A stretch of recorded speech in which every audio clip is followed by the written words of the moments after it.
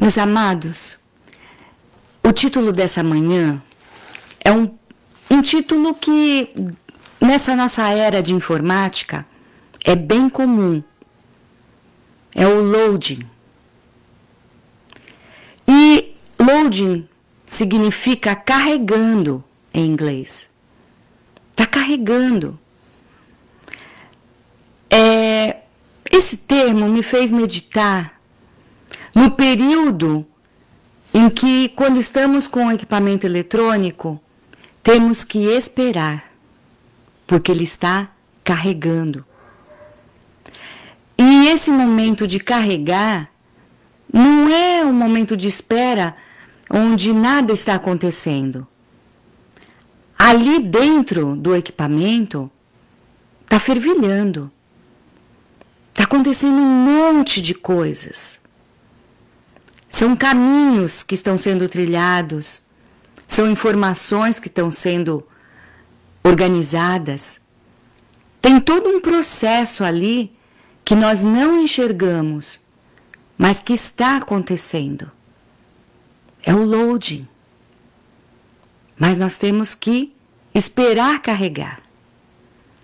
E observando esse tempo de espera, me fez meditar em algumas passagens bíblicas onde teve que ter um loading, um período onde coisas precisavam ser carregadas, informações precisavam ser organizadas e um tempo de espera para que houvesse uma ação, algo acontecesse. Meditando nisso, eu cheguei no nosso manual de fé e prática, que é a Bíblia, que tem orientação para todas as coisas na nossa vida. Tudo que você imagina, ali tem resposta. E eu vi ali, comecei em Êxodo 14. Vamos lá. No Êxodo, a palavra Êxodo significa saída, né? Ali é o período onde o povo estava saindo do Egito. E Egito para nós significa o pecado, uma vida de escravidão. E o povo está saindo dali. Quem está acostumado com leitura bíblica sabe de todo o processo que houve para a saída, o quanto o faraó não queria deixar esse povo sair. Mas, ali em Êxodo 14, descreve o que aconteceu. Então, nesse período de saída, Deus orienta Moisés a acampar. Já saíram do Egito, eles estão a caminho de uma terra prometida. Mas Deus vai orientando, através de Moisés, vai orientando todo aquele povo. E eles acampam diante de um lugar chamado Pi-Hairote, entre Migdol e o mar, diante de Baal-Zefon. Mas que lugar é esse? Esse lugar, em outras palavras, era um beco sem saída. Não tinha como escapar. Porque se houvesse uma emboscada, eles não teriam para onde fugir. Porque diante deles tinha um mar vermelho. Eles estavam realmente num lugar pouco estratégico. Mas foi ali que Deus mandou. E foi ali que eles tiveram que ficar em loading, carregando, esperando mais informações de Deus. O que Deus ia fazer. E aquele período de acampamento, de espera, num lugar totalmente impróprio para quem estava fugindo, para quem estava em risco. E lá no Egito, quando o faraó recebeu a informação de que eles estavam acampados naquele local tão impróprio, o faraó deve ter pensado, esse povo está perdido. Olha só, saíram e não sabem nem para onde ir. E agora eu vou pegar eles de volta. Porque quem é que vai construir as minhas edificações? Cadê o povo enorme que saiu daqui para trabalhar para mim? Era uma questão financeira também. Ele tinha perdido muito. Um trabalho escravo.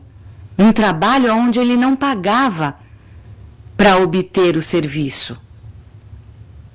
Então esse faraó chamou o seu grande exército, muito bem aparelhado, muito bem organizado, e lá foi o exército. Vamos ler lá no versículo 13 e 14. Então nós estamos em Êxodo 14, versículo 13 e 14. Moisés, porém, disse ao povo: não temais, estai quietos, e vede o livramento do Senhor, que hoje vos fará. Porque aos egípcios, que hoje vistes, nunca mais vereis para sempre. O Senhor pelejará por vós, e vos calareis. Então, aquele loading, aquele período de espera, ia ter um momento de resposta. Vamos lá para o versículo 15. Então disse o Senhor a Moisés: por que clamas a mim? Dize aos filhos de Israel que marchem. Que marchem. E aí vem a solução. No versículo 16 e depois no versículo 21 a 22. E tu, Deus falando, levanta a tua vara e estende a tua mão sobre o mar, e fende-o, para que os filhos de Israel passem pelo meio do mar em seco. Versículos 21 e 22. Então Moisés estendeu a sua mão sobre o mar, e o Senhor fez retirar o mar por um forte vento oriental toda aquela noite. E o mar tornou-se em seco, e as águas foram partidas. E os filhos de Israel entraram pelo meio do mar em seco, e as águas foram-lhe como um muro à sua direita e à sua esquerda. Aquele período de loading, onde parecia que eles estavam parados, perdidos, sem poder fazer nada, era um período de carregamento. Coisas estavam acontecendo no mundo espiritual. Deus tinha um propósito final, que era fazer um grande milagre, que era produzir salvação para aquele povo e destruição do inimigo.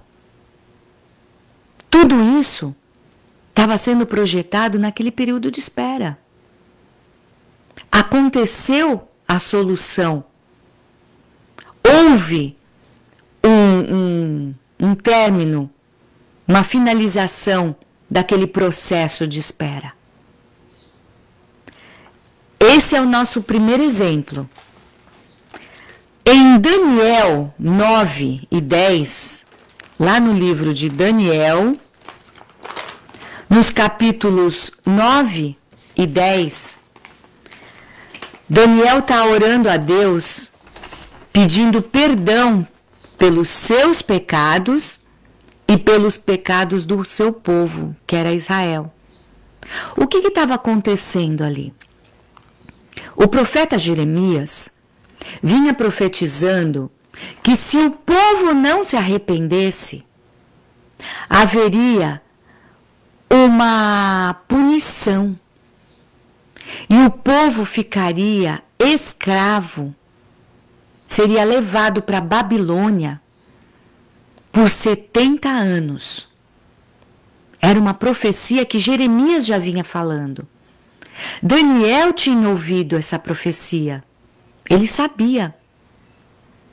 E ele foi um jovenzinho que aos 19 anos foi levado cativo. Quando Israel foi invadida pela Babilônia, os jovens mais promissores de Israel foram levados para trabalharem diretamente no reino de Nabucodonosor.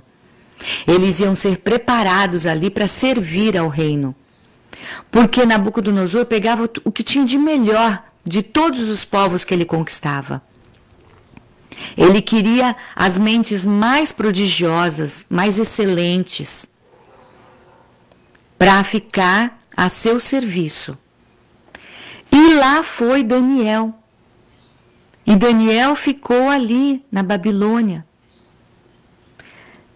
Mas Daniel não, quem lê o livro de Daniel vê o procedimento dele e de mais 3 amigos, de como eles não se contaminaram, de como eles mantiveram a pureza espiritual, a herança que eles receberam dos pais, receberam da lei de Moisés, que veio através de Moisés, que Deus deu através de Moisés para eles seguirem.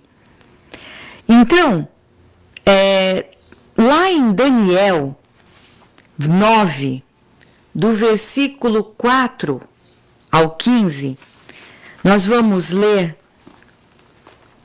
o tema disso é arrependimento. Esse período de Daniel 9, de 4 a 15, é um texto um pouco longo, mas vamos meditar nele.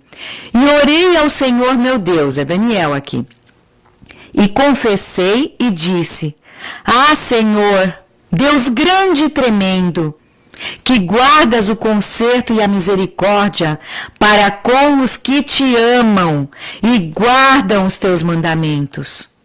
Pecamos e cometemos iniquidade e procedemos impiamente. Fomos rebeldes, apartando-nos dos teus mandamentos e dos teus juízos.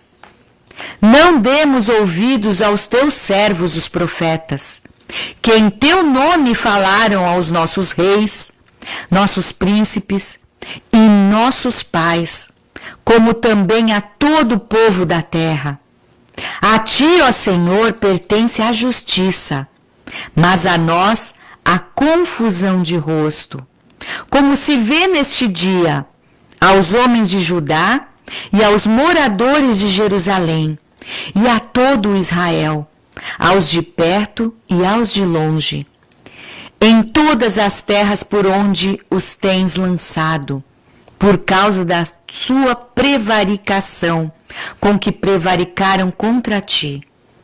Ó Senhor, a nós pertence a confusão de rosto, aos nossos reis, príncipes, pais, porque pecamos contra ti. Ao Senhor nosso Deus pertence a misericórdia e o perdão, pois nos rebelamos contra ele e não obedecemos à voz do Senhor nosso Deus, para andarmos nas suas leis, que nos deu pela mão de seus servos os profetas. Sim, todo Israel transgrediu a tua lei, desviando-se para não obedecer à tua voz. Por isso a maldição, o juramento que está escrito na lei de Moisés, servo de Deus, se derramou sobre nós, porque pecamos contra ele. E ele confirmou a sua palavra que falou contra nós e contra os nossos juízes que nos julgavam, trazendo sobre nós um grande mal. Porquanto nunca debaixo de todo o céu aconteceu como em Jerusalém, como está escrito na lei de Moisés. Todo aquele mal nos sobreveio. Apesar disso, não suplicamos a face do Senhor nosso Deus para nos convertermos das nossas iniquidades e para nos aplicarmos à tua verdade. Por isso, o Senhor vigiou sobre o mal e o trouxe sobre nós, porque justo é o Senhor nosso Deus em todas as suas obras que fez, pois não obedecemos à sua voz. Na verdade, ó Senhor nosso Deus, que tiraste o teu povo da terra do Egito com mão poderosa e ganhaste para ti nome, como se vê neste dia, pecamos, obramos impiamente. Daniel está aqui se derramando diante de Deus, chorando, suplicando, confessando, se arrependendo, se colocando diante de Deus, clamando, porque ele sabia o que tinha acontecido. Ele viu ali a palavra na boca de Jeremias sendo falada: arrependei-vos, arrependei-vos. Porque só com arrependimento Deus podia mudar aquele destino, aquela punição que viria.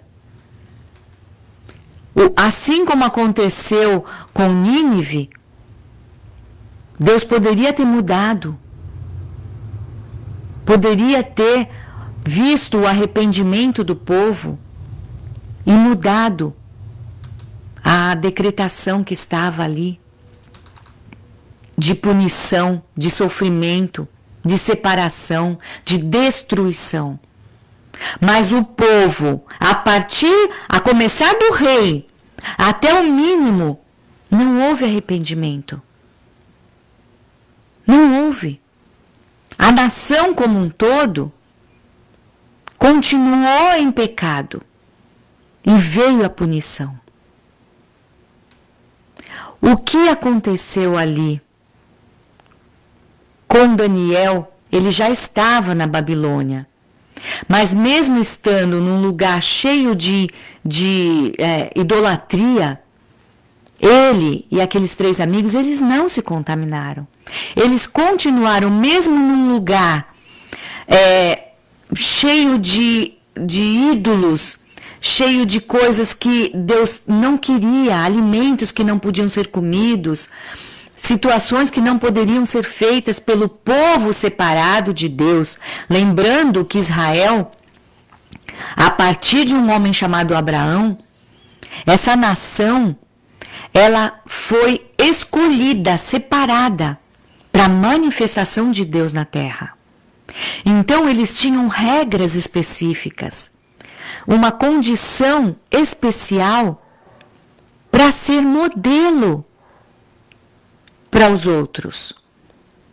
Eles precisavam ser modelo. Eles não podiam se contaminar com as outras nações que haviam se afastado de Deus. Então ali estava Daniel fazendo esta oração, clamando, reconhecendo seus pecados, reconhecendo o pecado da nação que não se arrependeu e estava passando por um período de punição terrível, de destruição. Até o templo, um templo que era tão querido pelo povo, tão desejado, tão honrado, tinha sido destruído. E ali, vamos ler também no versículo 16 a 19, do mesmo capítulo 9, vamos ler lá. Ó Senhor, segundo todas as tuas justiças, aparte-se a tua ira e o teu furor da tua cidade de Jerusalém, do teu santo monte, porquanto, por causa dos nossos pecados e por causa das iniquidades de nossos pais, Tornou-se Jerusalém e o teu povo um opróbrio, uma vergonha para todos os que estão em redor de nós. Agora, pois, ó Deus nosso, ouve a oração do teu servo e as suas súplicas, e sobre o teu santuário assolado faze resplandecer o teu rosto por amor do Senhor. Inclina, ó Deus meu, os teus ouvidos e ouve.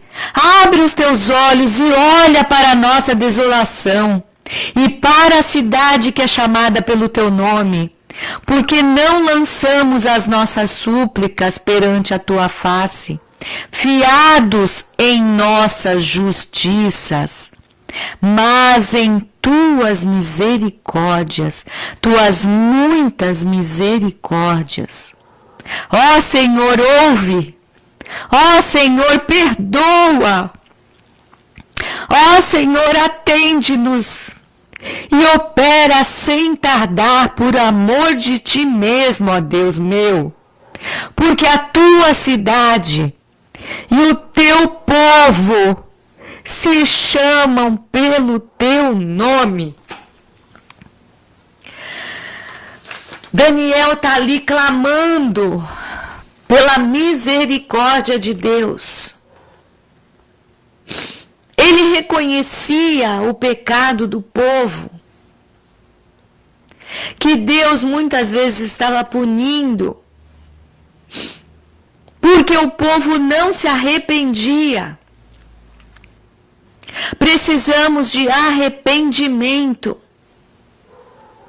para que a mão de Deus haja em favor de nós.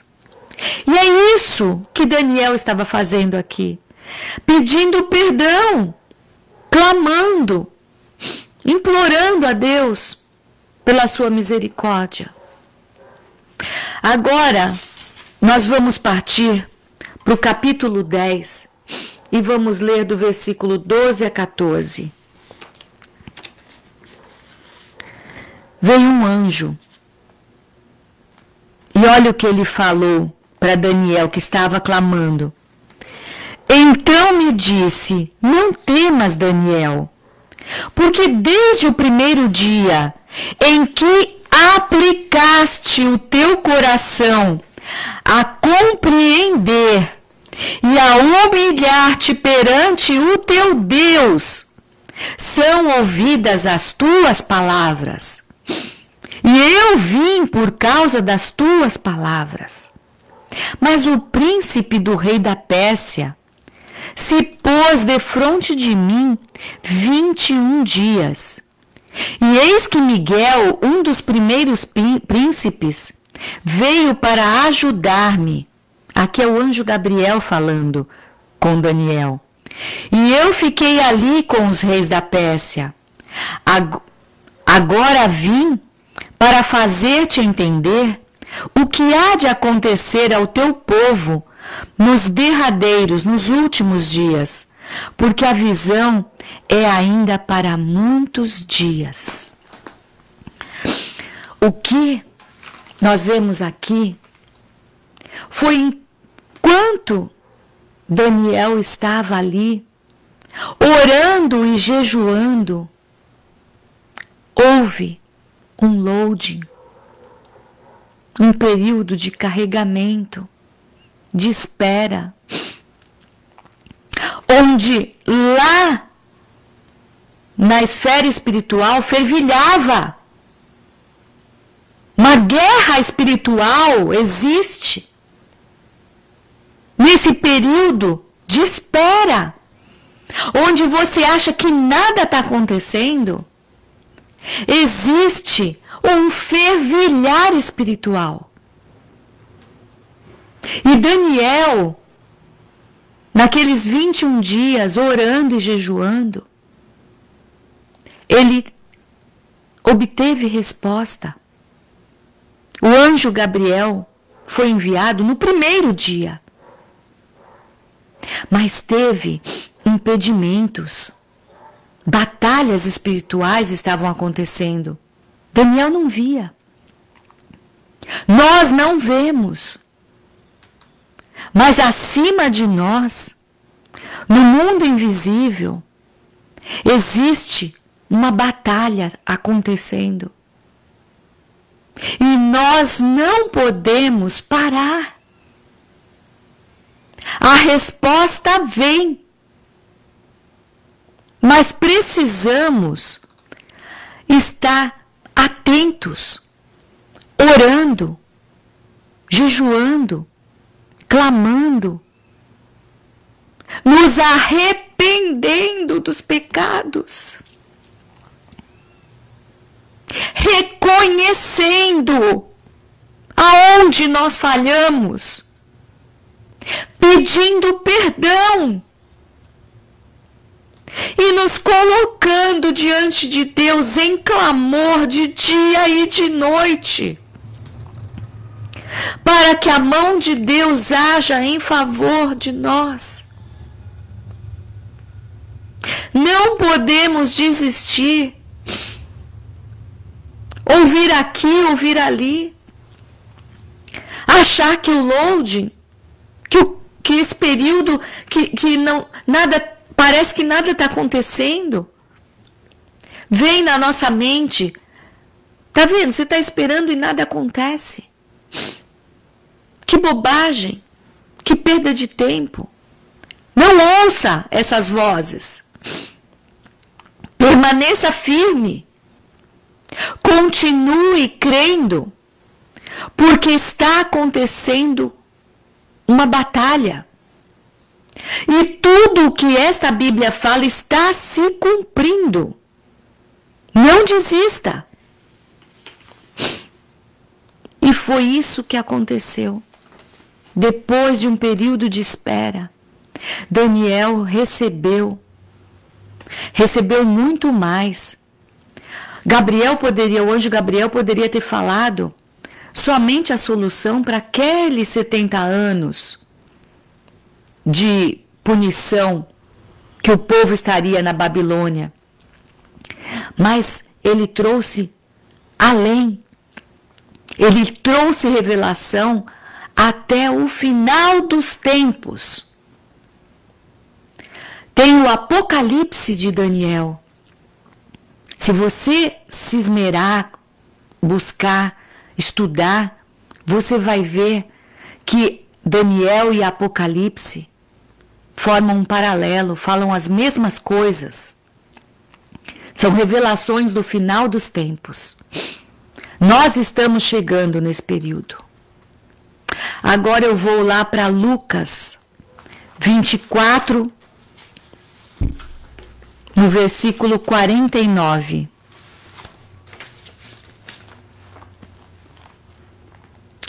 Aqui é Jesus falando.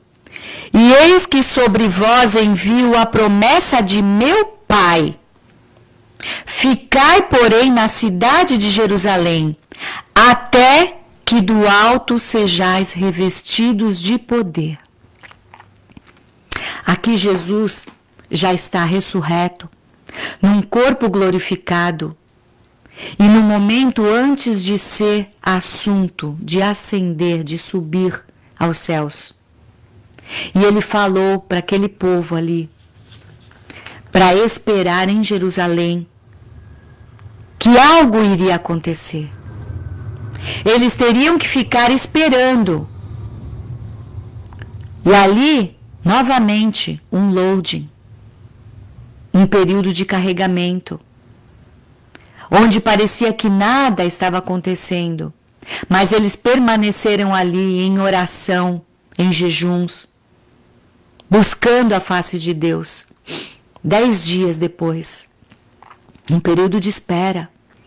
10 dias depois, na festa de Pentecostes, aconteceu o que está descrito lá em Joel. Joel, que falava que desceria o Espírito Santo, os filhos, filhas, um povo inteiro seria revestido de um poder, mas um poder vindo do alto, que daria coragem, que daria força, ânimo, Aquele povo estava apavorado, vivendo uma perseguição. Com a descida do Espírito Santo, que aconteceu lá em Atos 2, do versículo 38 a 40. Vamos ler Atos 2, 38 a 40, que faz referência a Joel 2, de 28 a 29. Atos 2, 38 a 40. E disse-lhe Pedro: arrependei-vos, e cada um de vós seja batizado em nome de Jesus Cristo, para perdão dos pecados, e recebereis o dom do Espírito Santo, porque a promessa vos diz respeito a vós, a vossos filhos, e a todos que estão longe, a tantos quantos Deus nosso Senhor chamar. E com muitas outras palavras, isto testificava e os exortava, dizendo: salvai-vos desta geração perversa. Depois da descida do Espírito Santo, Pedro explica que aquilo era o cumprimento de uma profecia feita lá por Joel, no passado, falando daquilo que aconteceu, da descida do Espírito Santo. O Espírito Santo agora não estava indo e vindo, agora ele estava dentro, permanente, dentro das pessoas que aceitavam o sacrifício perfeito e único de Jesus. Aquela promessa havia sido cumprida. Aquele período de espera tinha tido uma resposta. A profecia de Joel se cumpriu ali. Então houve um loading entre aquilo que Jesus falou em Lucas 24 e aquilo que aconteceu em Atos 2. A fala de Jesus mandando eles esperarem se cumpriu ali em Atos 2. Uma última coisa que eu tenho para falar para vocês.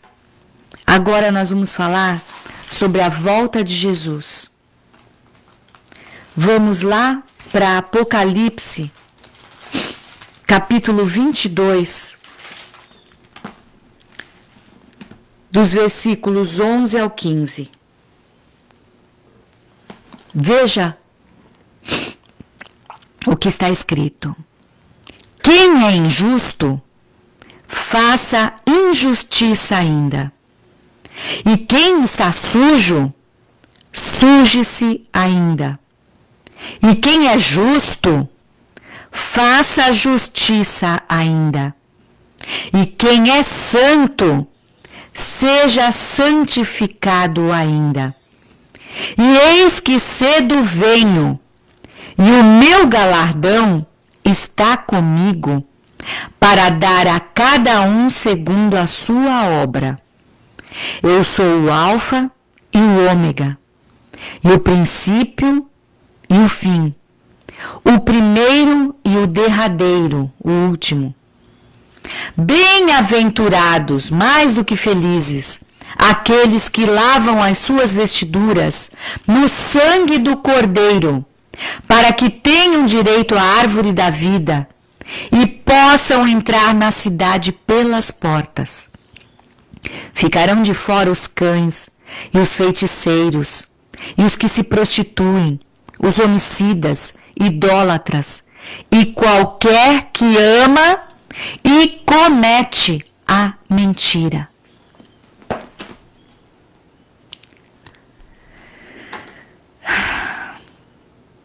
Quem é sujo está se sujando ainda.